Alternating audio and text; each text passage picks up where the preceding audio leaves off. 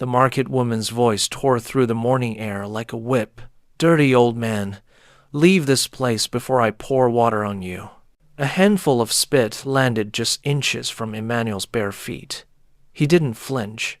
He was used to it. The insults, the disgusted looks, the way people pretended he wasn't human.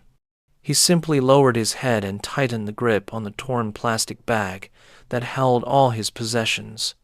A faded Bible missing half its pages, a broken pen, and a bundle of papers he scavenged from trash bins. The woman's voice rose again. "Is this a rubbish ground? Go and lie in the gutter where you belong." Laughter erupted from nearby traders. A boy pointed at Emmanuel and shouted, "See the mad beggar! He smells like dead fish."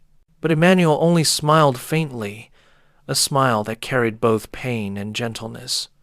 He was a tall man in his 50s, his once strong body now frail, his beard unkempt, his clothes ragged. Yet his eyes, a soft hazel hidden beneath wrinkles and dust, still carried a strange light, calm, patient, almost kind. No one knew his full story. To most, he was just the mad homeless man who muttered Bible verses. Children mocked him. Adults despised him. But what no one noticed was how he would give away the little he begged for. If someone dropped a coin into his rusty tin, he often used it to buy bread for another beggar or sachets of water for thirsty children. He had nothing, yet he shared everything. At night, Emmanuel slept under a broken kiosk near mile 12, his mattress a flattened carton, his blanket the cold wind. If it rained, he got wet. If it was hot, he burned. He rarely complained. Instead, he prayed softly to himself, whispering, "Lord, let me be useful to someone before I leave this world." No one answered. Still, he held on to hope. Every morning began the same. Emmanuel would rise with the sun, wash his face with gutter water, smooth down his beard with his hands, and shuffle barefoot to the same spot by the road. There he would beg, not aggressively, but quietly. "Good morning, sir. Spare a coin if you can." "God bless you, ma." Most ignored him. Some hissed, others cursed. But Emmanuel endured. What people didn't realize was that Emmanuel wasn't mad at all. He was educated more than most who spat at him. Years ago, he had been a school teacher, passionate about literature and mathematics. His students had loved him. He had dreamed of opening a small academy for poor children. But tragedy had swallowed his life whole. First came the sickness that took his wife, then the fire that destroyed his tiny house and everything in it, then the betrayal of a relative who seized the little land he had left. Within 2 years, Emmanuel had lost his family, his home, his savings, and his dignity. The streets became his only refuge. But while hardship took away his possessions, it never took away his mind or his kindness. In the quiet corners of Lagos, Emmanuel still carried lessons in his head, stories in his heart, and wisdom in his words. One hot afternoon, his stomach twisting from hunger, Emmanuel sat by the roadside, scribbling numbers into the dust with his broken pen. A few children passed by and stopped to watch. "Old man, what are you doing?" one boy asked mockingly. "Solving a problem," Emmanuel said softly, without looking up. The boy laughed. "Problem? You don't even have food." The children ran off, but Emmanuel kept writing. He whispered the multiplication tables, reciting them with precision.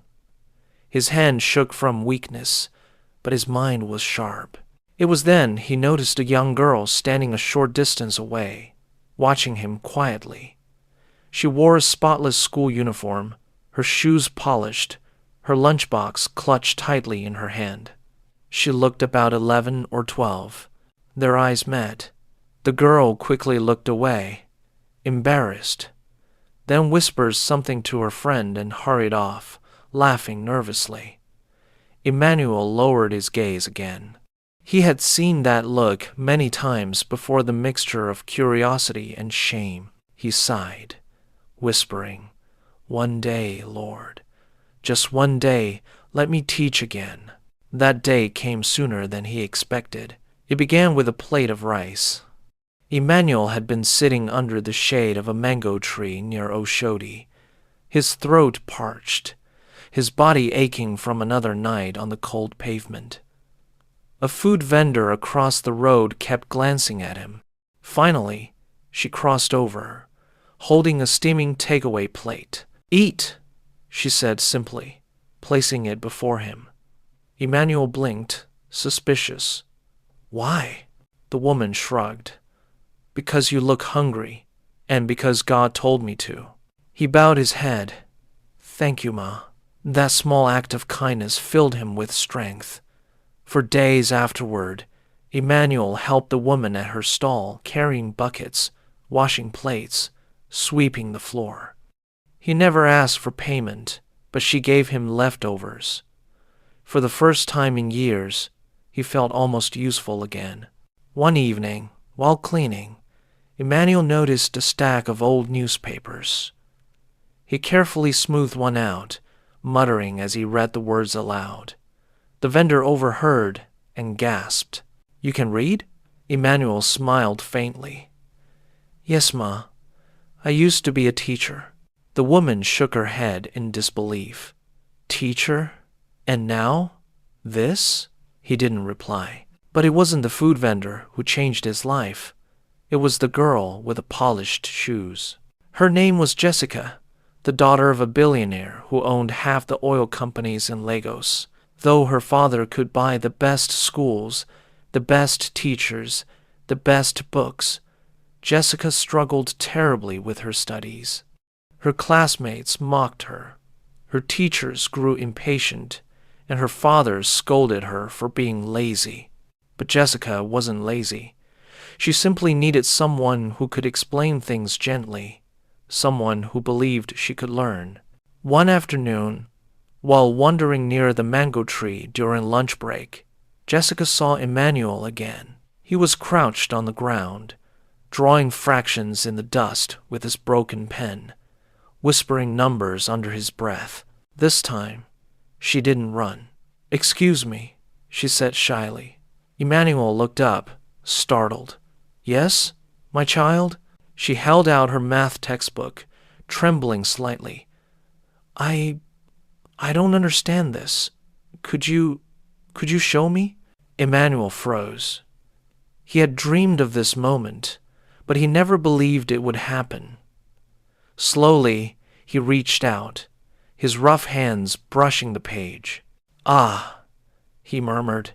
"Fractions. Let me explain." Within minutes, Jessica's eyes widened. The numbers that had always been confusing suddenly made sense. Emmanuel's voice was calm, patient, and full of warmth.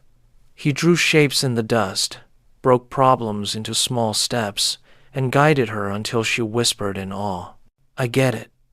I finally get it."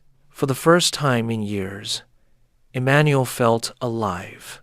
And for the first time ever, Jessica felt smart. That day, a secret bond was born between the billionaire's struggling daughter and the homeless man the world had thrown away. Neither of them knew it yet, but their lives were about to change forever. The next day, Jessica was back under the mango tree, clutching her math textbook like a precious secret. Her classmates had gone to the cafeteria, but she slipped away quietly, her polished shoes crunching on the dry grass. Emmanuel was already there, leaning against a tree with his plastic bag beside him. He was humming a hymn under his breath, his eyes half closed as if lost in prayer. When he noticed Jessica, he straightened quickly, almost embarrassed. "You came back," he said softly. Jessica nodded. "Can you teach me again?" A small smile tugged at the corner of his lips. "Of course, my child. What would you like to learn today? And so it began. Every afternoon, while the other students laughed in the cafeteria or played on the field, Jessica would sneak away to the mango tree with her books. Emmanuel, with his broken pen and scraps of paper, became her secret teacher. He didn't teach like her school teachers. He didn't shout. He didn't make her feel stupid.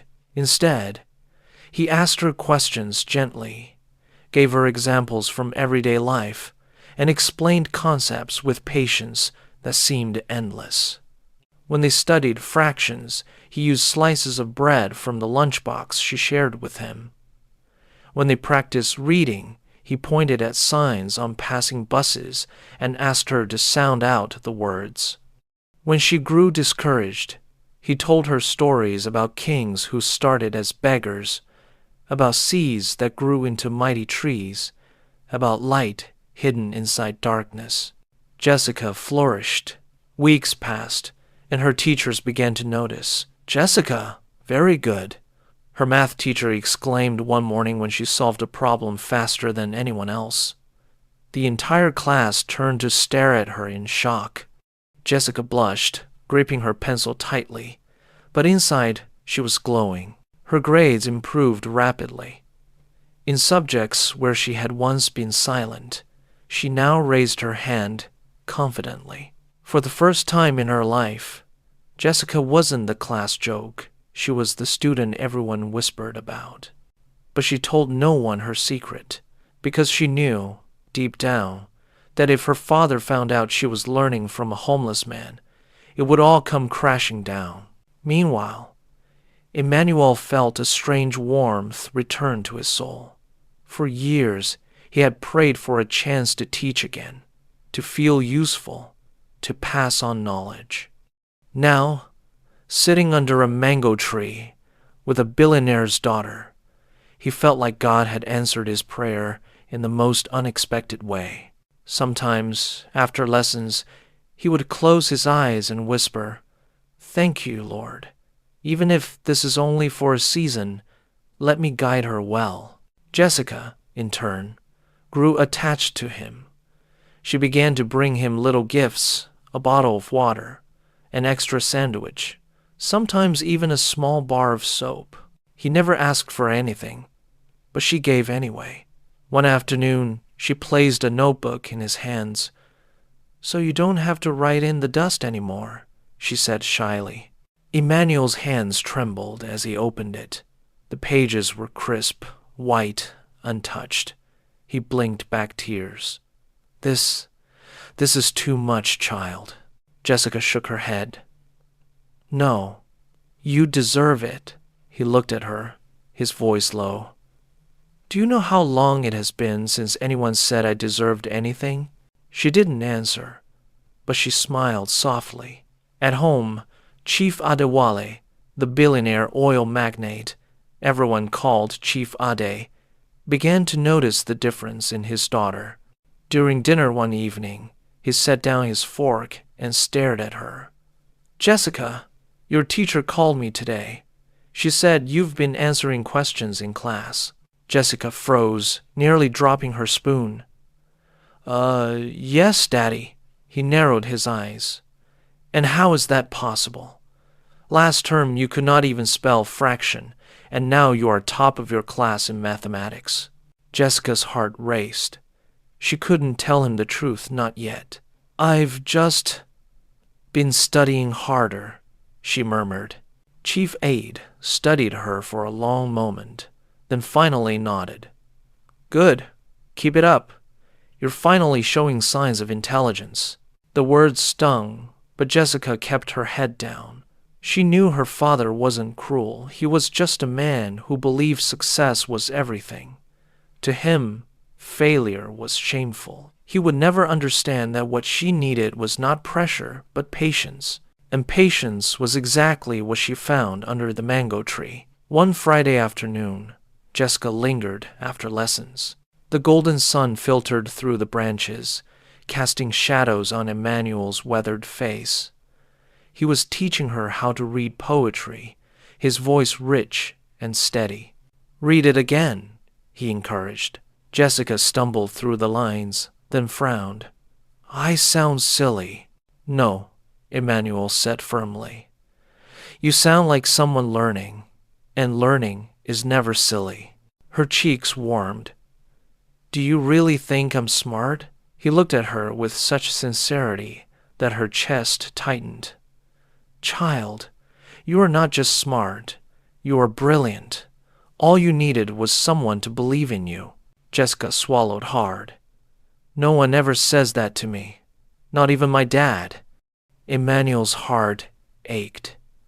He wished he could tell her the whole truth, that she was precious, that her worth wasn't tied to her grades, that she deserved love simply for being who she was. But he held back. Instead, he placed a gentle hand over her notebook. Then remember this, he said quietly. Even if the world calls you foolish, I know you are wise, and one day you will prove it to them. Jessica blinked back tears. She wanted to hug him, but something stopped her. The fear of being seen, of the secret slipping out. Still, she whispered, Thank you, Teacher Emmanuel. He smiled faintly. Teacher Emmanuel, he repeated, as if the words were a crown. But secrets have a way of revealing themselves. One afternoon, as Jessica and Emmanuel were working through division problems, a shadow fell over them. Emmanuel looked up and froze. It was the school's security guard. What are you doing here? The man barked, glaring at Emmanuel. I've seen you loitering around before. Beggar, are you trying to steal something? Jessica leapt to her feet. No, he's not stealing. He's my friend. The guard frowned in disbelief. Your friend? Do you know who this is? He's a madman from the street. He's not mad, Jessica shouted, her small hands trembling. He's teaching me. The guard stared, confused. Teaching you? Jessica nodded fiercely. Yes, he teaches me better than anyone in this school. Emmanuel's heart pounded. He stood slowly, bowing his head. Please, sir, don't cause trouble. I will leave. But Jessica grabbed his arm. No, you're not leaving. I won't let them chase you away. The guard shifted uneasily. He wasn't sure what to do. After all, this was the daughter of the school's owner. Finally, he muttered, If your father finds out, it won't be me you'll answer to. It will be him. Then he walked away, shaking his head. Jessica turned back to Emmanuel, panic in her eyes. What if Daddy finds out? Emmanuel exhaled slowly. Then he will end this, my child. And maybe that is how it must be. No, Jessica cried. I won't let that happen. I need you. Her voice cracked, and Emmanuel felt his chest tighten. He placed his rough hand gently on her shoulder. Then we must be careful, he whispered. But deep down, he knew the truth: no secret stays hidden forever. And when Chief Ade discovered it, the world of both Billionaire and Beggar would never be the same again. Jessica tried to act normal in the days that followed. She answered questions in class. She smiled at her teachers. She even laughed with classmates. But the moment the lunch bell rang, her heart always raced. She would glance around nervously, clutch her books, and then slip away to the mango tree. Every time she saw Emmanuel waiting there, her body relaxed. He was always seated patiently, as though he had been rooted under that tree for years. His ragged clothes hung loosely on his thin frame. His sandals were barely held together by string, but his eyes lit up when he saw her. Welcome, my student, he would say softly. And for one magical hour each day, the billionaire's daughter became a little girl again, laughing, asking questions, scribbling answers, while her teacher clapped proudly. But secrets are fragile things, and this one was too big to stay hidden forever. At home, Chief Ade was growing curious. He had built his empire by noticing small details that others ignored, by asking questions others feared to ask. And now he noticed something unusual in his daughter. Her confidence had returned. Her grades were climbing faster than seemed natural. Even her posture had changed. She walked taller, spoke clearer. Her eyes held a spark he hadn't seen before. One evening at dinner, he leaned back in his chair and studied her. "Jessica," he said slowly, "you're different." She stiffened. "Different? How?" "Stronger. Sharper. Almost as if someone has been training you." Her spoon clattered against the bowl. "I've just been studying, Daddy." He narrowed his eyes. "Studying alone?" Jessica forced a smile, but her heart thudded in her chest. "Yes." Chief Ade said nothing more, but suspicion lingered in his gaze. The following week, Emmanuel and Jessica continued their lessons in secret. They studied history, science, and even literature. Emmanuel would recite Shakespearean lines with a voice so rich it made the words come alive, and Jessica would listen in awe. One afternoon, he closed a book and looked at her seriously. "You must promise me something," he said. "What?" "If your father ever finds out about me, do not lie for my sake. Tell him the truth. I am only a man who wanted to teach again." Jessica frowned. "But he won't understand. He'll be angry." "Perhaps," Emmanuel replied. "But truth has a way of defending itself." Jessica shook her head stubbornly. "No, I won't let him take you away from me." Emmanuel sighed. He admired her loyalty, but deep inside, he feared what would happen when the two worlds, her father's empire and his broken existence, finally collided. That collision came sooner than he expected. It was a Tuesday afternoon. The sun blazed overhead, and Emmanuel was explaining geometry with sticks he had arranged in the sand. Jessica was laughing, finally understanding the concept of triangles, when a deep, commanding voice cut through the air. "Jessica!" The sound froze her blood. Slowly, she turned. Standing only a few feet away was her father, Chief Adewale, his tailored suit gleaming in the sunlight, his assistants hovering behind him like shadows. Jessica's throat went dry. Emmanuel's hands dropped to his sides. The air between them grew heavy. "What?" Chief Ade said, his voice low but sharp. "Is the meaning of this?" Jessica scrambled to her feet. "Daddy, I was just..." "Just what?" His eyes shifted from his daughter to Emmanuel, taking in every detail of the ragged man with the weathered face. "Talking to a beggar? Laughing with a madman while you should be in class?" "He's not mad," Jessica blurted out, her cheeks burning. "He's my teacher." The words hung in the air like a forbidden spell. Chief A's jaw tightened. "Your what?" "He teaches me," Jessica said, her voice shaking but determined. "He explains things better than anyone else. He's the reason I've been improving." Silence fell. Even the assistants looked stunned. Finally, Chief Ade's cold gaze locked onto Emmanuel. "Is this true?" Emmanuel bowed his head. His voice was calm but humble. "Yes, sir. She asked for my help. I could not refuse." "And who are you?" "I was once a school teacher," Emmanuel replied softly. "Now, I am only a man the streets have forgotten." Chief Ade's eyes narrowed. "And you dare to approach my daughter? To touch her books? To fill her head with whatever nonsense you carry?"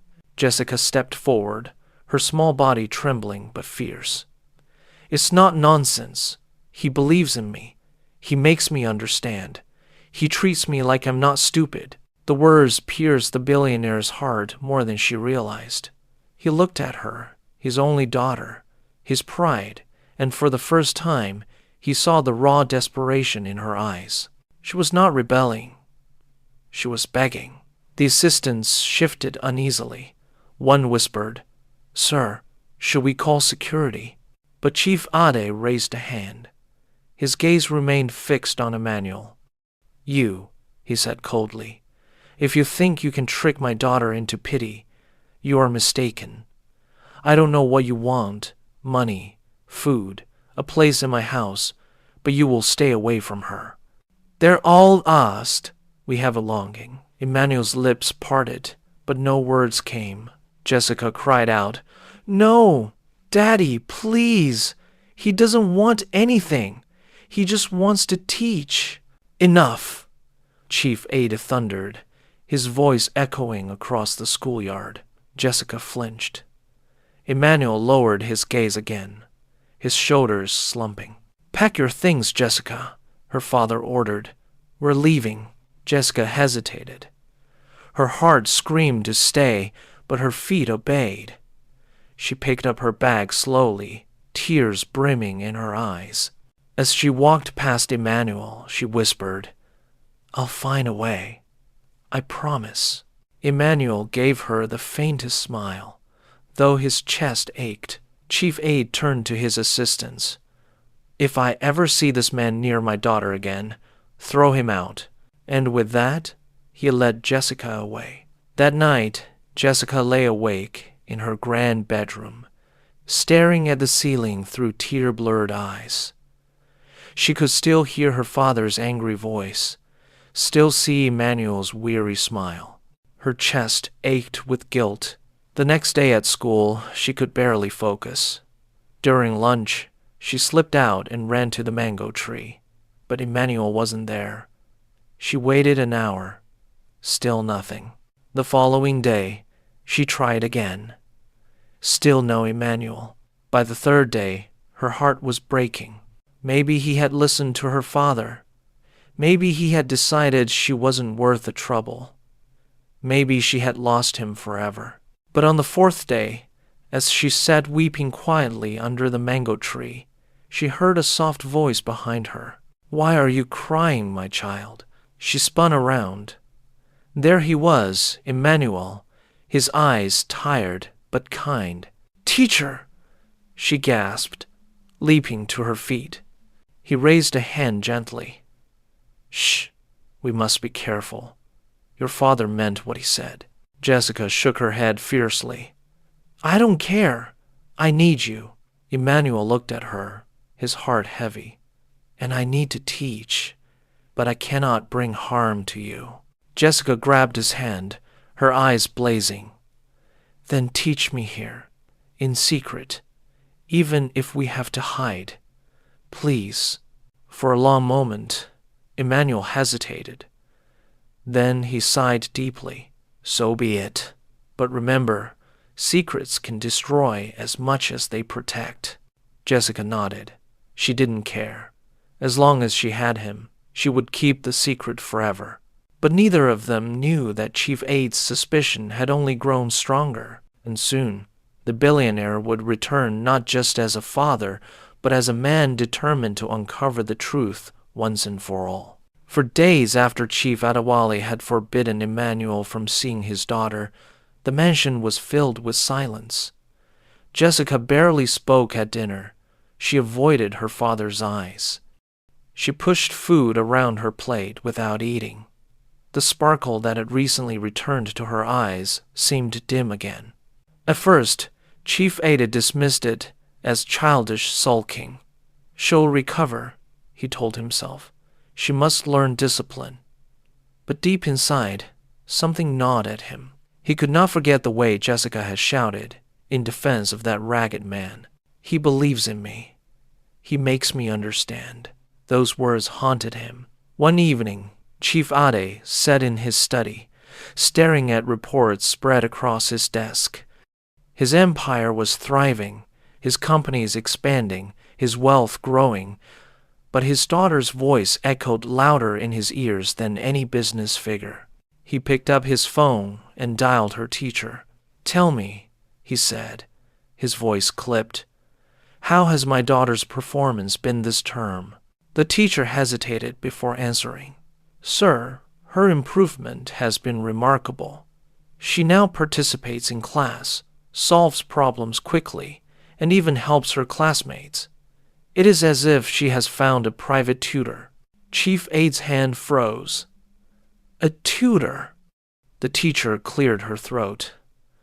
Well, officially, no. But, sir, with respect, children do not improve this quickly without someone guiding them. He ended the call without another word. His jaw tightened. A storm brewed inside him, anger, confusion, and something else he did not want to name. Curiosity.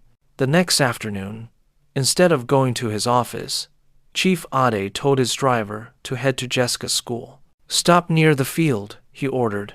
I will walk. He slipped past the gates, unnoticed by most, and moved toward the mango tree. He had seen it once before, the place where he had caught his daughter with that beggar. Now he wanted answers, and there they were. Jessica sat cross-legged in the grass, a book open on her lap, her head bent in concentration. Beside her, Emmanuel crouched, his finger tracing a diagram in the dirt, explaining something with calm precision. They looked like teacher and student. No, they looked like grandfather and granddaughter, gentle, patient, connected. For the first time, Chief Ade didn't just see a beggar. He saw a man with dignity in his posture, wisdom in his voice, and kindness in his eyes. He stepped closer, and Jessica noticed him first. Her face paled. Daddy? Emmanuel rose quickly, bowing his head. Sir, forgive me. I did not mean to disobey.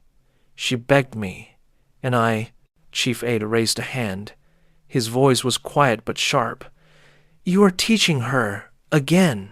Jessica clutched her book to her chest. Please, Daddy, don't be angry. He helps me. I can learn because of him. Don't take him away. Silence. Only the rustle of the mango leaves above. Finally, Chief Ade turned to Emmanuel. Tell me, who are you, really? So Emmanuel told him. He told him about the years he spent as a schoolteacher, about his wife who died from illness, about the fire that destroyed his home, about the betrayal that left him penniless. He told him about the streets, the hunger, the insults, the long nights under broken kiosks. And he told him about the prayers whispered into the darkness. Lord, let me be useful to someone again. When he finished, he lowered his gaze. I have nothing, sir, but I have my mind. And when your daughter asked me to teach her, I could not refuse. If you wish me gone, I will go. But know this, your daughter is not foolish. She only needed patience. Jessica's eyes glistened with tears. He's right, Daddy. Please, don't send him away. For a long time, Chief Ade said nothing. He simply stared at Emmanuel, his face unreadable. Then, slowly, he spoke. Do you know who I am? Yes, sir, Emmanuel replied quietly. You are Chief Adewale, one of the wealthiest men in Lagos, and you dared to teach my daughter, with no permission, with no qualifications on paper, with nothing but rags on your back? Yes, Emmanuel said simply, because knowledge does not need permission, only a willing heart. The boldness of the words stunned even Jessica. She held her breath, waiting for her father's explosion. But instead, something unexpected happened. Chief Ade began to laugh, a low, heavy laugh that startled them both. You are either the bravest beggar I have ever met, he said, or the most foolish. He stepped closer, his voice dropping. But perhaps the wisest. That evening, Emmanuel found himself sitting awkwardly in the back seat of a black SUV, Jessica beside him, her eyes shining with relief.